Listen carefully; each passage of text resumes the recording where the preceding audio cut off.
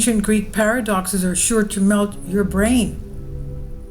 Devised by Greek philosophers thousands of years ago, these paradoxes will leave you scratching your head. Matthew Duncombe says ancient Greek philosophers used paradoxes for all sorts of reasons, from sharpening their dialectic skills and showing philosophical opponents were talking nonsense to serious philosophical inquiry, but also for fun. Some paradoxes were lethal.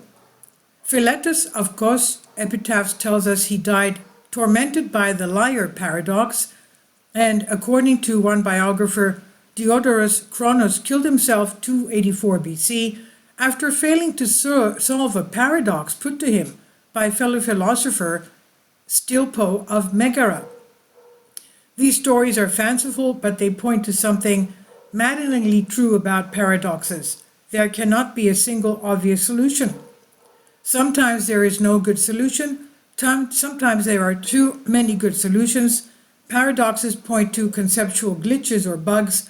How to fix these bugs or whether they can be fixed is rarely obvious. The three paradoxes that follow are some of the best known examples from ancient Greece.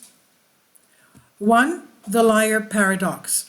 This sentence is false. Philosophers call that the liar sentence. Is it true? If you say yes, the liar sentence is true, then things are as it says. Yet the liar sentence says it's false. On the other hand, suppose you say no, the liar sentence is false. This means things are not as the liar sentence says, but this is exactly what it says. So in this sense, the liar sentence is true.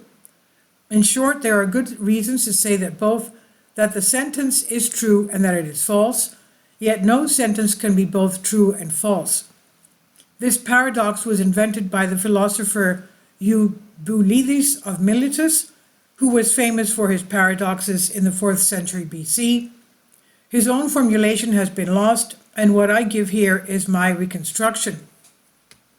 The liar paradox alienates us from everyday notions like truth, falsehood, and self-referential language, but it also calls into question the idea presupposed by question and answer dialectic, dialogue between people holding different points of view about a subject, that every question can be answered yes or no. It seems there are good reasons to answer both yes and no to some questions. Some philosophers have concluded this means that both yes and no are good answers to the question, is the liar sentence true? They call this a glut of good answers.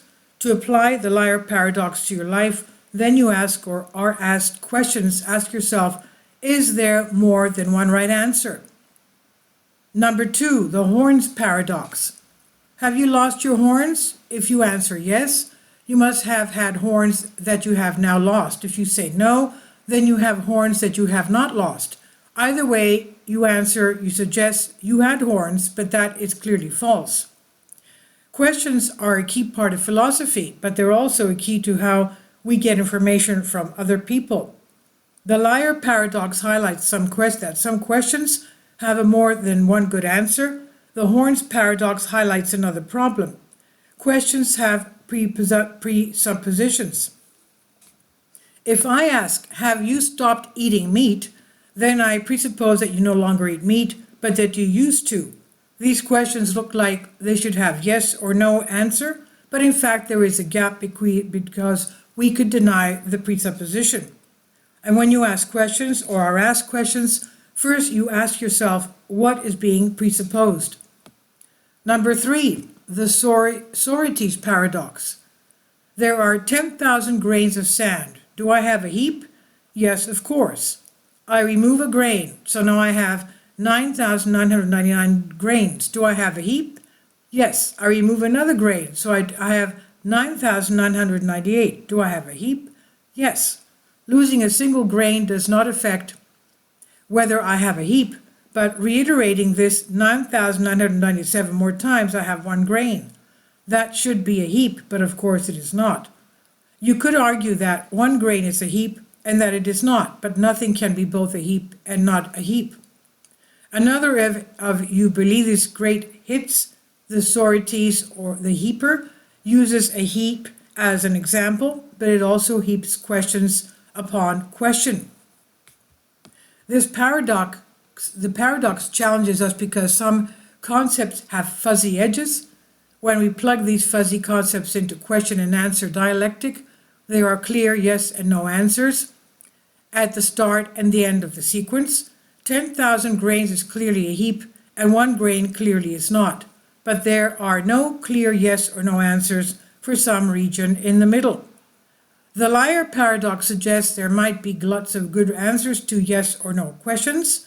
The horns that there might be gaps where neither yes or no is the correct answer, but the authorities show that there may be gaps that come and go with fuzzy-edged concepts.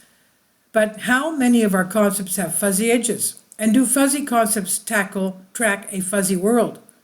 Paradoxes highlight glitches in commonplace everyday activities, asserting truths, asking questions, and describing objects.